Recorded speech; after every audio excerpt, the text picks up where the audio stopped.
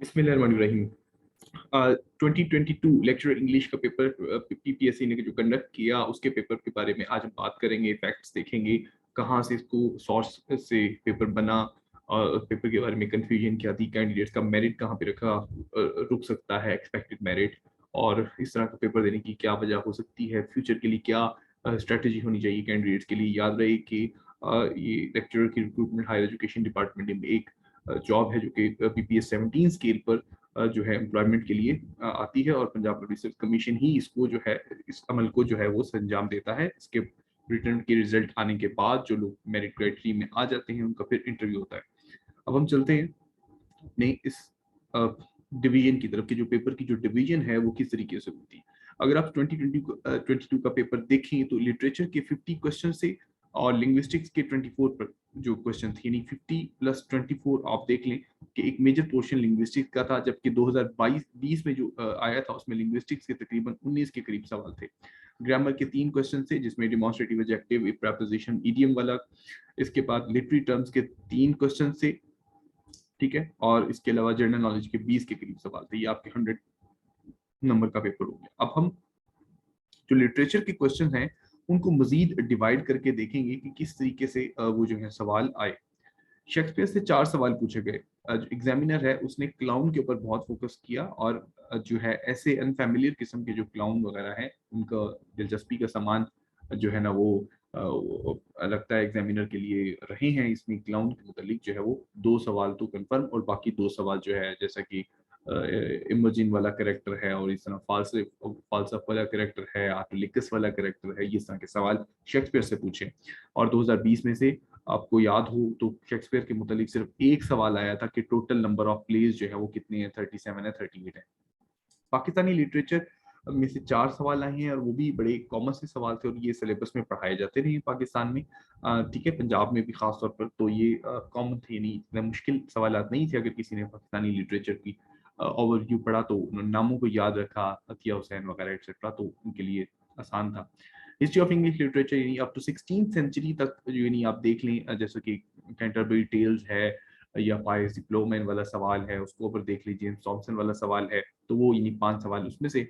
और ये सवाल 13 के करीब सवाल ये आए हैं कि मुख्तलिफ किताबों के आथर्स के बारे में पूछा गया है। अब कुछ सवाल तो इसमें से बड़े ट्रिकी थे, यानी 5 के क्वेश्चन तो ऐसे थे यानी किसी भी शख्स के लिए मुमकिन नहीं था कि वो उन अनफैमिलियर आथर्स जो हैं उनको याद रखता। जैसा कि अब मैरी एस्टल का एक सवाल था कि एक, ठीक है, ये सवाल, ठीक है, इसी तरह 20th सेंचुरी में वॉर पोइट के मुतालिक एक सवाल था किताब के बारे में। इस तरह के सवाल यानी 13 के करीब ऐसे सवाल थे जिसमें तो सिर्फ ये पूछा गया था कि इस किताब को लिखने वाला कौन शख्स है।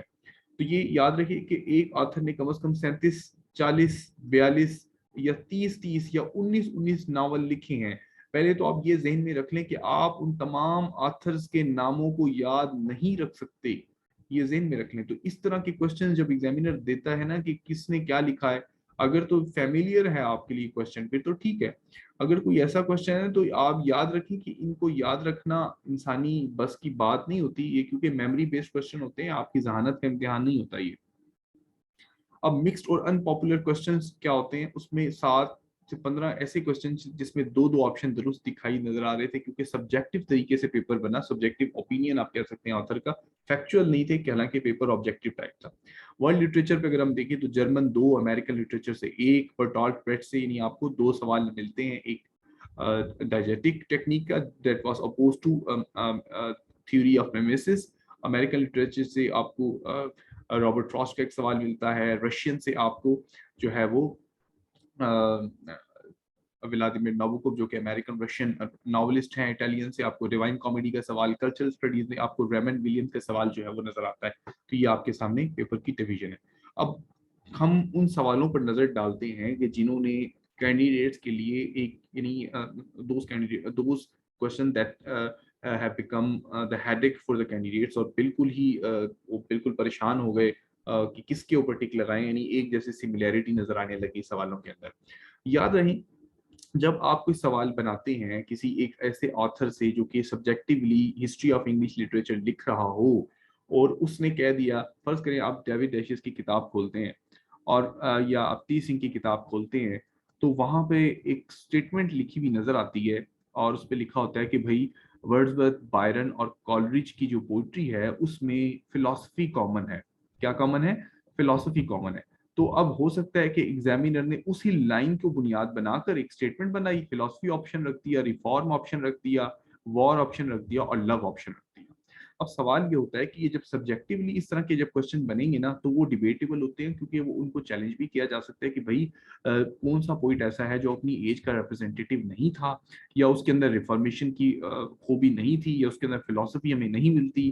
तो ये चीजें थोड़ी सी एक आ जाती हैं कि इनको इस तरीके से सोचा जा सकता है कि इनके अंदर रिफॉर्म भी है और फिलोसफी भी, दोनों चीजें नजर आती हैं। आप we don't know what is exactly hidden in the answer key of PPSC क्या है, हम नहीं इसके बारे में जानते। अगर आप देखें फैक्ट्स के ऊपर तो Byron as a philosopher, as a critic एक किताब भी लिखी गई है। बर्टन रसल ने उसको बायरोनिक अनहैप्पीनेस को अपनी किताब में भी कोट किया। और इसके अलावा आप इसको छोड़ दें इस लाइन को, वर्ड्सवर्थ जो है अपनी फिलोसफी को रिफॉर्म के हवाले से मशहूर है। अपनी ऐसी पोइम्स जिसमें वो फिलोसफी के प्रचार भी करता हुआ नजर आता है, द टेबल्स टर्न, इस तरह की आप देख सकते हैं। बायोग्राफिया लिटरेरिया को अगर आप देखें, एक फिलोसफिकल ट्रीटीज है, तो आप कैसे आप छोड़ सकते हैं कि ये लोग रिफॉर्मर नहीं थे तो फिलोसफर थे, फिलोसफर नहीं थे तो रिफॉर्मर थे। तो ये एक बहुत ही ज्यादा एक परेशान कुन सवाल था। मेरा ख्याल है कि ये दोनों जवाब ये दुरुस्त होने इसके चाहिए। अब लिंग्विस्टिक्स के ऊपर जाएं तो मल्टीलिंगुअल और पॉलीग्लॉट का एक क्वेश्चन जिसने कैंडिडेट्स के लिए परेशानी की। बहुत सारे कैंडिडेट जो कि लिंग्विस्टिक्स में एक्सपर्ट थे, जिनका मेजर लिंग्विस्टिक्स था बीएस में भी और एमफिल में भी, उनके लिए परेशानी रही कि मल्टीलिंगुअल ही वो पढ़ते रहे हैं और पॉलीग्लॉट एक ऐसा नया सा नाम उठकर सामने आ गया। तो पॉलीग्लॉट ग्रीक टर्म है जो कि ऐसे शख्स के लिए जो कि मल्टीपल लैंग्वेज बोल सकता है, और मल्टीलिंगुअल एक जो है ऐसा यानी शख्स है जो कि काफी ज्यादा जुबानें बोल सकता है। ऑक्सफोर्ड डिक्शनरी के मुताबिक ये दोनों लफ्ज इंटरचेंजेबल हैं और इन दोनों का एक ही जैसा मानी है, लेकिन सिर्फ छोटा सा फर्क ये है कि पॉलीग्लॉट नाउन के तौर पर भी यूज हो सकता है और एडजेक्टिव के तौर पर भी यूज हो सकता है, जबकि मल्टीलिंगुअल लैटिन से है और ये सिर्फ एडजेक्टिव के तौर पर यूज हो सकता है। लेकिन फिर भी इन दोनों के एतबार से इन दोनों का मतलब एक ही जैसा है, इंटरचेंजेबल है। तो इस क्वेश्चन को भी देखा जा सकता है कि कैंडिडेट इसको कैसे नजर समझते हैं, कहीं उनका एक नंबर जाया तो नहीं हो गया किसी वजह से, और क्या एग्जामिनर ने इस चीज का मुकम्मल जायजा लिया इस सवाल को डालने से पहले कि पॉलीग्लॉट और मल्टीलिंगुअल के ऊपर रिसर्च करना जरूरी समझा। इसको आप कैंडिडेट्स के ऊपर बेहतर समझ सकते हैं कि वो उसको कैसे लेके चलते हैं। और lock to the Canterbury Tales जो कैरेक्टर है उसको किस तरीके से पोर्ट्रे किया गया, आइडियली या रियलिस्टिकली। अगर आप याद रहें कि चौसर को हम रियलिज्म की वजह से जानते हैं, ठीक है, और लेकिन अब बात तो ये है कि बहुत सारे क्रिटिक्स, बहुत सारे उनके डिफरेंट व्यूज हैं। अगर हम देखें डॉक्टर सैमुअल जॉनसन के ऊपर, तो वो अपना मुख्तलिफ नज़रिया रखते हैं इसके ऊपर। तो अब हम ये समझते हैं कि जो क्लर्क एक करेक्टर है, एक मॉरल स्कॉलर के तौर पर उसको दिखाया गया है। उसकी जो इंटरप्रिटेशन है वो आइडियल भी ली जा सकती है, रियलिस्टिक भी ली जा सकती है। तो ये भी एक ओपन एंडेड क्वेश्चन था। ये भी मुझे लगता है कि एग्जामिनर ने एक सब्जेक्टिवली किसी बुक से उठाया और उसके अंदर से एक क्वेश्चन बना दिया, ताकि ये ना आए, सवाल आए कि ये इंटरनेट से सोर्स लिया गया है या फलां से। चूंकि सब्जेक्टिवली लिखी जाने वाली किताबें हिस्ट्री वगैरह की, वहां से ढूंढना मुश्किल होता है कैंडिडेट्स के लिए कि कहाँ से सवाल बना और इस तरह की। तो ये इस तरह से सवाल आपके सामने बनकर आ गया कि कान इधर से पकड़ लो या उधर से पकड़ लो, तो ये एक परेशानी हो सकती है। जिन्होंने रियलिस्टिक लगाया वो भी इस बात पर बजिद है कि ये होना चाहिए, जिन्होंने आइडियल लगाया वो इस बात पे बजिद है कि ये होना चाहिए, लेकिन होगा वही जो कि की के अंदर मौजूद है। लेकिन फिर भी ये सवाल दोनों तरीके से दुरुस्त तस्वुर किया जाना चाहिए। फ्रांसी के प्रोफेशन के मुतालिक स्पार्क नोट्स को मेटाफिजिकल फिलोसफर, ब्रिटानिका वेबसाइट उसको फिलोसफी का प्रोफेसर समझता है। लेकिन ऑप्शन में एक और लफ्ज है एकेडमिक। एकेडमिक वो शख्स होता है जो कि किसी रिसर्च इंस्टीट्यूट में पढ़ा रहा होता है, कॉलेज में या यूनिवर्सिटी में, जबकि दूसरी तरफ प्रोफेसर एक ऐसा शख्स है जो कि कॉलेज में एज ए जॉब के तौर पर टीच कर रहा होता है। अब फिलोसफर या प्रोफेसर या एकेडमिक, तीनों को इकट्ठा डाल देना एक अजीब सी बात बन रही थी, क्योंकि वो फिलोसफर भी था, एकेडमिक भी इसको कह सकते हैं, प्रोफेसर भी कह सकते हैं। तो ये तीनों चीजें मिक्स हो रही थी। अब हो सकता है कि ये जो क्वेश्चन है इसको देखा जाए कि टू द लाइट हाउस में वर्जीनिया वुल्फ ने क्या लिखा है। तो अगर वर्जीनिया वुल्फ ने फिलोसफी का प्रोफेसर लिखा है तो हो सकता है कि आंसर की में एकेडमिक के मुताबिक नंबर मिले। अगर हो सकता है कि वर्जीनिया वुल्फ ने एकेडमिक लिखा है तो आंसर की में फिलोसफर के नंबर से, तो ये थोड़ा सा मुश्किल और ट्रिकी किस्म का एक सिचुएशन बन गई उन कैंडिडेट्स के लिए जो कि एकेडमिक और फिलोसफर या प्रोफेसर को इंटरचेंजेबली दुरुस्त समझते हैं, और क्योंकि ऐसा ही है तो ये एक बड़ा ही परेशान कुन एक सवाल जो है वो रहा कैंडिडेट के लिए। फंक्शन ऑफ लैंग्वेज के मुतालिक सवाल था, डायरेक्टिव, इंफॉर्मेटिव, एक्सप्रेसिव, 3 फंक्शन के मुतालिक। अब सवाल ये है कि कौन सा ऐसा लिंग्विस्ट स्कॉलर है या लिंग्विस्ट फिलोसफर है जिसने लैंग्वेज को 3 फंक्शन में डिवाइड किया है। एग्जामिनर ने ये नहीं बताया कि किसके मुताबिक फंक्शन ऑफ लैंग्वेज डायरेक्टिव है या इंफॉर्मेटिव है, एक्सप्रेसिव है, और इमोटिव का ऑप्शन भी दिया गया था। हालांकि ब्रिटानिका वेबसाइट के मुताबिक इमोशनल रिलीज जो है या इमोटिव एक्सप्रेशन जो है वो भी लैंग्वेज का पर्पस है, तो ये इसको भी गलत तस्वुर नहीं किया जाना चाहिए था। अगर हम रोमन जैकबसन के मॉडल देखें जिसमें वो फंक्शन ऑफ लैंग्वेज को डिवाइड करते हैं, तो वो 6 एलिमेंट्स को नजरअंदाज नहीं करते, उनको बताते हैं कि 6 एलिमेंट होते हैं। अगर हम जॉफरी लीच को देखें जिन्होंने एक स्पेशलिस्ट थे इंग्लिश लिंग्विस्टिक्स के, उन्होंने लैंग्वेज के 5 पर्पस लिखे जिसमें aesthetic, pathetic, information, expressive function शामिल थे। तो या तो किसी मशहूर लिंग्विस्ट स्कॉलर का नाम दिया जाना चाहिए था कि फंक्शन ऑफ लैंग्वेज किसके मुताबिक 3 है, किस शख्स ने डिवाइड किया, 3 में, 4 में, 5 में, तो किसी फिलोसफर का नाम दिया जाना जरूरी था ताकि एक बड़ा जायज और बड़ा अथेंटिक सवाल बन जाता। क्योंकि अगर फंक्शन ऑफ लैंग्वेज तो 5 भी हो सकते हैं, 6 भी हो सकते हैं, 10 भी हो सकते हैं, 8 भी हो सकते हैं, तो हमें उस फिलोसफर का नाम जांचना, बताया जाना चाहिए था कैंडिडेट्स के लिए, ताकि एक अथेंटिक सा सवाल बन जाता, ये ओपन एंडेड ना बन जाता। अब जो कैंडिडेट्स इमोटिव लगा के आ चुके हैं या इस तरह का कोई और उनके लिए परेशानी हो चुकी है, गूगल पे या इस तरह की चीज पे एक्सप्रेसिव ऑप्शन आ रहा है, तो हम नहीं जानते कि क्या इसका आंसर जो है वो दुरुस्त हो सकता है इसका। लिटरेरी क्रिटिक का पहला और फोरमोस्ट फंक्शन क्या है। अब सवाल ये है कि किस शख्स ने ये डेफिनेशन दी कि फर्स्ट एंड फोरमोस्ट फंक्शन है लिटरेरी क्रिटिक, किसने दी। तो एग्जामिनर को पूछना चाहिए था यहाँ पर कि अकॉर्डिंग टू जॉनसन या अकॉर्डिंग टू ड्राइडन या according to Eliot, according to Wordsworth या अकॉर्डिंग टू फ्ला, फंक्शन जो है लिटरेरी क्रिटिक का पहला फंक्शन क्या है। पहली तो बात है एग्जामिनर ने किसी भी मशहूर क्रिटिक का, ऑथर का, आर्टिस्ट का नाम नहीं दिया, जिसकी वजह से ये एक मशकूक बन गई स्टेटमेंट। नंबर 2, ऑप्शन एग्जामिनर ने अगर नाम नहीं देना था तो ये जो ऑप्शन था कि to get full value of literary quality, इसको ऑप्शन में ना डालता, कोई और चीज ऑप्शन में डाल देता। तो एग्जामिनर ने बहरहाल एक इंटरनेट से कॉपी पेस्ट एक उठाया और इसको डाल दिया। अगर हम इसकी रिसर्च करें सवाल की, तो एक राइटर हैं एस एम स्क्राइबर के नाम से, जिन्होंने 1961 में किताब लिखी है इंट्रोडक्शन टू लिटरेरी क्रिटिसिज्म। अब एस एम स्क्राइबर एक राइटर हैं, वी डोंट नो कि ये क्रिटिक थे या बहुत इनका कोई इतना फैमिलियरिटी नहीं है इंटरनेट पे, ना इनकी बायोग्राफी में नजर आती है हमें। तो इन्होंने एक किताब लिखी, उस किताब का ये तस्वीर मैंने आपके सामने दी है। उस किताब में वो ये इक्तबास आपके सामने मैंने एक्सपर्ट जो है ना वो लिखा है कि उसमें वो कहते हैं the business of literary critic is the first instance to distinguish between good book and bad book. अब पढ़ते जाएं, यानी पहला मकसद उसका गुड बुक और बैड बुक में है, और help us recognise for ourselves, अपने बारे में जांच दी जाए, and to get full value of literary quality. तो यानी किसी उसने ये नहीं कहा कि to get full value of literary quality जो है वो सेकंड पर्पस है, उसने ये नहीं कहा। तो इसी तरह to get full value of literary quality चूंकि एक ही स्टेटमेंट के अंदर ऐड है जिसको कंजक्शन एंड के साथ जोड़ा जा रहा है, तो इस सवाल को दुरुस्त मानना चाहिए। जिन लोगों ने ऑप्शन ए पे भी दुरुस्त किया, ऑप्शन सी पे भी दुरुस्त किया, तो कैंडिडेट्स को इसके हवाले से देखना होगा कि ये इनके साथ कहीं जो है ना वो एग्जामिनर ने इसको इसको रिसर्च किया इस सवाल के मुतालिक, इसकी गहराई में उतरे या पूरी स्टेटमेंट को पढ़ा।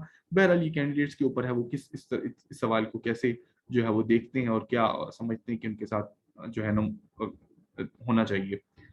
एक सवाल था कि वेलिडिक्शन फॉर रीडिंग मॉर्निंग में जो कैंपस है वो किस ग्रोइंग फील्ड जो है रेनेसांस की उसकी तरफ इशारा कर रही है। तो अब सवाल अगर तो ये होता कि जो कंपस है वो किसकी तरफ इशारा कर रही है, तो कंपस डेफिनेटली ज्योमेट्री की तरफ इशारा कर रही थी। लेकिन सवाल कंपस का नहीं था, सवाल ये था कि उस दौर में कौन सी फील्ड जो है वो ग्रो कर रही थी। तो उसमें ज्योमेट्री भी थी, कार्टोग्राफी भी थी, उसमें एस्ट्रोनॉमी भी थी। अगर आप history.com या आप देखें मशहूर वेबसाइट्स देखें आप ब्रिटानिका, तो उस दौर में ये तमाम ज्योमेट्री, कार्टोग्राफी जो है पॉपुलर थी। वोएजर्स जो है वो कार्टोग्राफी, मैपिंग वगैरह टेक्निक यूज करते थे। ज्योमेट्री, मैथमेटिक्स स्किल बड़ा पॉपुलर था। डेकार्ट, कोपर्निकस, गैलीलियो जैसे फिलोसफर हमें नजर आते हैं उस दौर में, जो कि इस तो ये चीजें पॉपुलर थी। तो बहरहाल ये तमाम चीजें कैंडिडेट्स के लिए परेशान रही कि किस ऑप्शन पे क्लिक करें और कौन सा ऑप्शन दुरुस्त होगा। सिलिविया प्लैथ की डेथ के बारे में आते हैं। कुछ लोग स्लीपिंग पिल्स कह रहे हैं, स्लीपिंग पिल से उसने मरने की कोशिश की थी ओवरडोजिंग के से, लेकिन डेथ हुई नहीं थी उसकी। और उसके बाद उसने गाड़ी भी नीचे उतारी, उससे भी मरने की कोशिश की लेकिन नहीं हुई। अब किसी भी जगह पर ना सफोकेशन ऑप्शन नहीं है। अगर आप विकिपीडिया पे जाएं और वहां पर देखें तो वो ऑप्शन आता है कि कार्बन मोनोऑक्साइड की जो पॉइजनिंग है उसके साथ जो है वो डेथ होती है। लेकिन अब सवाल ये होता है कि यहाँ पे सीओ नहीं लिखा हुआ, कार्बन मोनोऑक्साइड पॉइजनिंग नहीं लिखा हुआ। तो ये सीओ पॉइजनिंग वर्सेस पॉइजनिंग ये दोनों अलग हो जाएंगी। इस पॉइजनिंग का मतलब होता है जहर खा के मर जाना, और सीओ पॉइजनिंग का मतलब होता है कि दम घुट के इस तरह से मरना। तो पॉसिबल आंसर तो इसका सफोकेशन बनता है, लेकिन सफोकेशन कॉज ऑफ डेथ में नहीं लिखा गया किसी भी जगह से।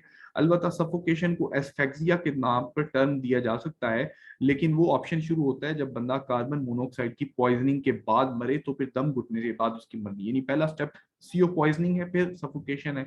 तो ऐसे कैंडिडेट जिन्होंने सीओ पॉइजनिंग समझ के पॉइजनिंग पे टिक कर दिया उनके लिए भी परेशानी है। जिन्होंने सफोकेशन पे क्लिक किया, खैर बहरहाल वो सेफ जोन में है, लेकिन कॉज ऑफ डेथ जहां भी अगर आप देखेंगे तो कार्बन मोनोऑक्साइड की पॉइजनिंग है।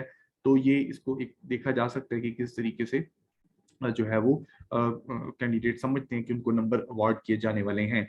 फेमस वेबसाइट न्यूयॉर्क टाइम्स पे देख लें, या कार्बन, या एक मशहूर जो हिस्ट्री की किताब लिखी गई है वर्जीनिया वुल्फ के ऊपर 2003 में, उसमें भी कार्बन मोनोऑक्साइड पॉइजनिंग का जिक्र है जो इंक्वायरी रिपोर्ट ने जो है पेश की। अगर आप देखें तो विकीपीडिया में उसका हवाला भी आपको मिल जाएगा।